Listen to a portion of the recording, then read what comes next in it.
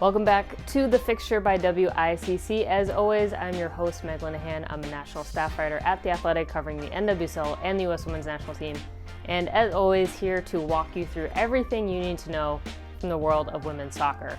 We are firmly in the midst of the international break, so we're going to check in on World Cup qualifiers. We've got another bit of equal pay news. We're going to take a look at the start of a long goodbye for Carli Lloyd and prep you for the race to the playoffs in the NWSL. There's a lot to do. Let's get right to it. While the international break here in the States is some pretty normal, friendly action, over in Europe, there's a huge slate of World Cup qualifiers going on. So let's check in on the first half of these results with all of the remaining games happening today on Tuesday. And don't forget, Paramount Plus has picked up a few of these qualifiers, so there will be some to watch here in the United States. It's a little England and Germany heavy though. First, some pretty lopsided results across Thursday and Friday, just like here in CONCACAF, but that's not really anything that's all that new. Norway, France, and Spain all won their first qualifier by a margin of 10-0. England put up 8 on North Macedonia, Denmark 7 on Malta, and Germany also 7 against Bulgaria. And one quick note on Bulgaria, this was their first qualifying action in 7 years. The team has really only played 1 or 2 friendlies a year, so they're a really good example of the full range of the development within the game within UEFA. Wales, Northern Ireland, and Scotland all picked up wins, making it a clean sweep for the UK last week. Italy defeated Moldova 3-0, but Portugal was actually held to a 1-1 draw by Turkey. In one of the most surprising results, the Netherlands went down by a goal to the Czech Republic, though Viv Miedema was able to find an equalizer to salvage a point in Mark Parsons' coaching debut with the Dutch. And congrats to Pernille Harder, who in that big win against Malta became the all-time leading goal scorer for Denmark. The equal pay news keeps coming between U.S. Soccer and the U.S. Women's National Team. Now, after a proposal sent earlier this month by the Federation to bring the men's and women's player associations to the table together to sort out FIFA prize money, we got a new development. U.S. Soccer sent out a new press release, which they said they have now offered identical contract proposals to the men's and women's national teams in writing. The Federation is proposing a single collective bargaining agreement structure with revenue sharing for both teams, and U.S. Soccer said, quote, "The best way to achieve these important goals is by the two unions negotiating together." But it's not going to be quite that easy as just sending out a statement. Here's how the U.S. Women's National Team Players Association responded to this proposal. Quote, "USSF's PR stunts and bargaining through the media will not bring us any closer to a fair agreement. In contrast, we are committed to bargaining in good faith to achieve equal pay and the safest working conditions possible. The proposal that USSF made recently to us does neither." Then the official U.S. Soccer Comms account decided to reply. Now, was this a good idea? Probably not, honestly, since the tone was perhaps a bit over the top by the end of this one. Here's that tweet. "An offer on paper of identical contracts to the U.S. Women's National Team and U.S. Men's National Team and to discuss equalizing prize money is real, authentic, and in good faith. A publicity stunt is a 90-minute one-sided movie." Yes, that is definitely some lingering frustration over LFG, the movie, and yes, the saga, as always, continues.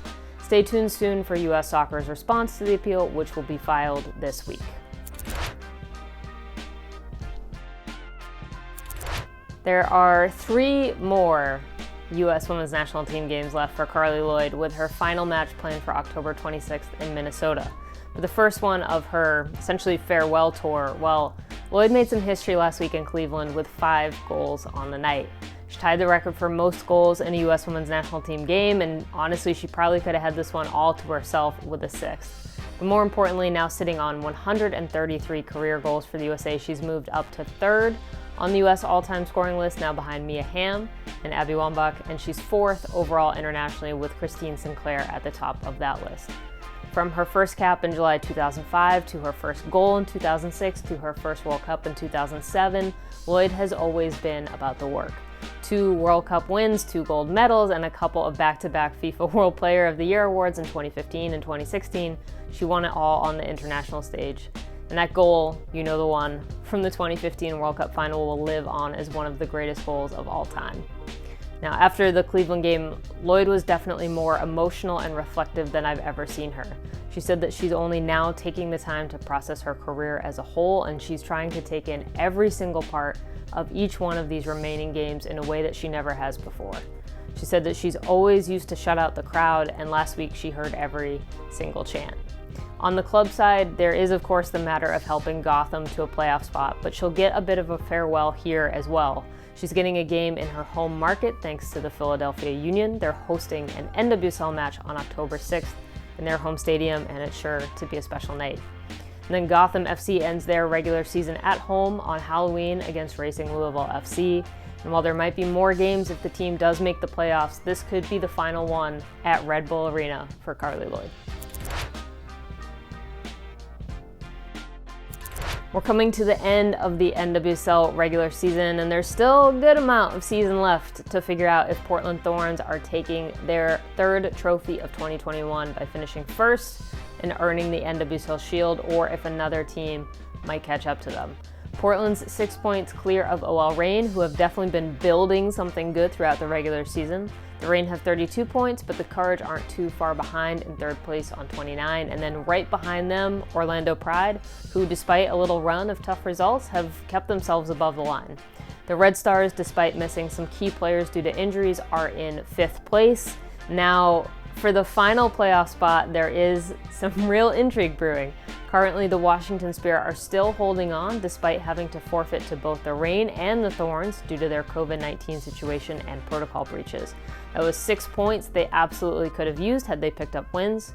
Houston is in 7th place, but even on points, and Gotham FC is only 1 point behind in 8th place. And they have the most games left out of any team still to play.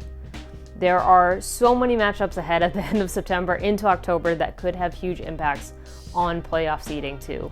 With that number 1 spot on the line, Portland has 2 games that you're absolutely going to want to circle.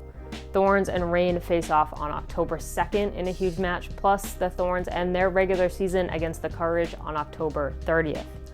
For a team like Gotham, they've got games against the Spirit on October 6th, the Pride on the 9th, and the Courage on the 17th to help propel them above the line.